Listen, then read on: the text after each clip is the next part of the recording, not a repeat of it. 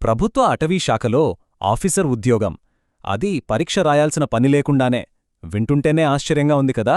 అవును, భారత ప్రభుత్వం అందిస్తున్న ఒక అద్భుతమైన అవకాశం గురించి ఈరోజు మనం వివరంగా తెలుసుకోబోతున్నాం. రండి, మరిన్ని వివరాల్లోకి వెళ్ళిపోదాం. ఈ జాబ్ నోటిఫికేషన్లో అన్నిటికన్నా పెద్ద హైలైటే ఇదేనండి. ఆఫీసర్ లెవెల్ పోస్టులు, కానీ ఎలాంటి రాత పరీక్ష లేదు. అంటే పోటీ పరీక్షల టెన్షన్ లేకుండానే గవర్నమెంట్ జాబ్ సంపాదించాలనుకునే వాళ్ళకి ఇది ఎంత మంచి విషయమో కదా. జీతం విషయానికొస్తే స్టార్టింగ్లోనే నెలకు 50,000 రూపాయలిస్తున్నారు. ఇది జస్ట్ శాలరీ మాత్రమే కాదు, ఒక ప్రెస్టీజియస్ గవర్నమెంట్ డిపార్ట్మెంట్లో కెరీర్ స్టార్ట్ చేయడానికి ఇదొక సాలిడ్ ఫౌండేషన్ అన్నమాట. సరే, మరి మొదటి సెక్షన్లోకి వెళ్ళిపోదాం. అసలు దీన్ని పోస్ట్ గ్రాడ్యుయేట్స్కి ఒక గోల్డెన్ ఆపర్చునిటీ అని ఎందుకు అంటున్నామో ఇప్పుడు డీటెయిల్డ్గా చూద్దాం. చూడండి, ఈ జాబ్ ప్రాసెస్ ఎంత సింపుల్గా ఉందో. ఒకటి, ఇవి ఆఫీసర్ లెవెల్ పోస్టులు. అయినా సరే ఇలాంటి రాత పరీక్ష లేదు. పైగా అప్లికేషన్ ఫీజు కట్టాల్సిన పనే లేదు. సింపుల్గా ఒక ఈమెయిల్ పంపిస్తే చాలు, అప్లై చేసినట్టే. ఆ తర్వాత నేరుగా ఇంటర్వ్యూతో సెలెక్షన్. ఇంతకన్నా ఈజీ ప్రాసెస్ ఇంకేముంటుంది చెప్పండి? ఓకే, మరి ఏ పోస్టులు ఖాళీగా ఉన్నాయి, వాటికి ఎవరు అర్హులు, ఈ డీటెయిల్స్ ఇప్పుడు చూద్దాం. ఇది చాలా ఇంపార్టెంట్ సెక్షన్, సో కాస్త శ్రద్ధగా గమనించండి. ఇక్కడ మనకు 2 డిఫరెంట్ టీమ్స్లో అవకాశాలున్నాయన్నమాట. ఒకటి మేనేజ్మెంట్ టీం, ఇంకొకటి national monitoring and evaluation team.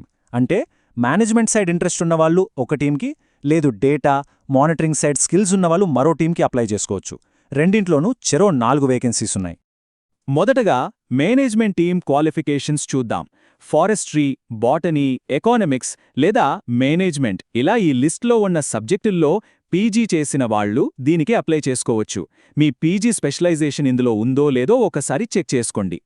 ఇక రెండో టీం అంటే నేషనల్ మానిటరింగ్ అండ్ ఎవాల్యుయేషన్ టీంకొస్తే దీనికి remote sensing, statistics, computer science, data analysis ఇలాంటి టెక్నికల్ ఫీల్డ్స్లో పీజీ పూర్తి చేసిన వాళ్లకి ఇక్కడ అవకాశముంది. ఇది చాలా ముఖ్యమైన పాయింట్. నోటిఫికేషన్లో క్లియర్గా చెప్పారు, అనుభవం ఉంటే మంచిదే కాని కంపల్సరీ కాదు అని. దీని అర్థం ఏంటంటే ఫ్రెషర్స్ కూడా హ్యాపీగా అప్లై చేసుకోవచ్చు. ఇప్పుడిప్పుడే పీజీ పూర్తి చేసిన వాళ్లకు ఇది నిజంగా ఒక బంపర్ ఆఫర్. ఇక ఏజ్ లిమిట్ విషయానికొస్తే అప్పర్ ఏజ్ లిమిట్ 32 సంవత్సరాలుగా ఫిక్స్ చేశారు. ఇది అన్ని కేటగిరీల వాళ్లకి వర్తిస్తుంది. సరే, అన్ని వివరాలు బావున్నాయి. మరి అప్లై చేయడం ఎలా?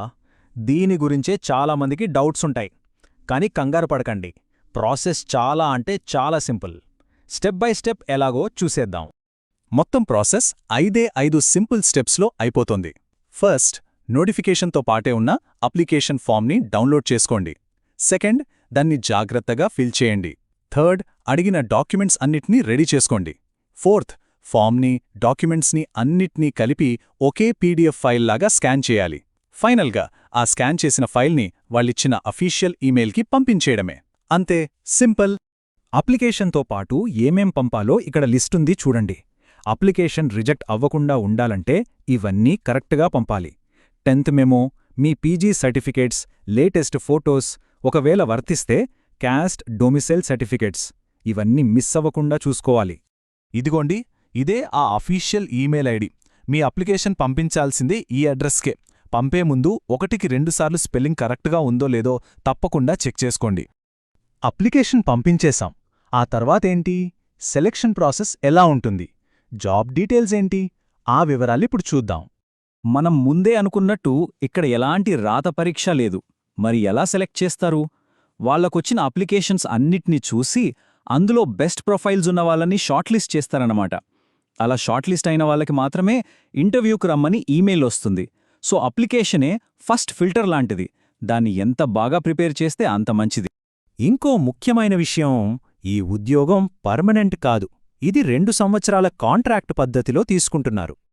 అయ్యో, 2 ఏళ్ల కాంట్రాక్టేనా అని నిరాశపడకండి.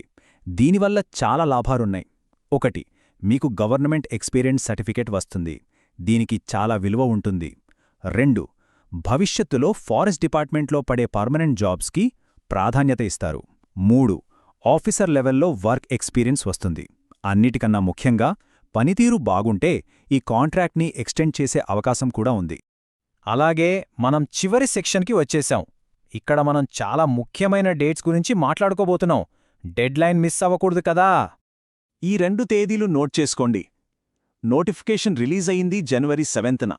అప్లై చేయడానికి లాస్ట్ డేట్ జనవరి 28, అది కూడా సాయంత్రం 5 గంటలలోపు. టైం చాలా తక్కువ ఉంది, సో ఇంట్రెస్ట్ ఉన్నవాళ్ళు అస్సలు ఆలస్యం చేయకండి.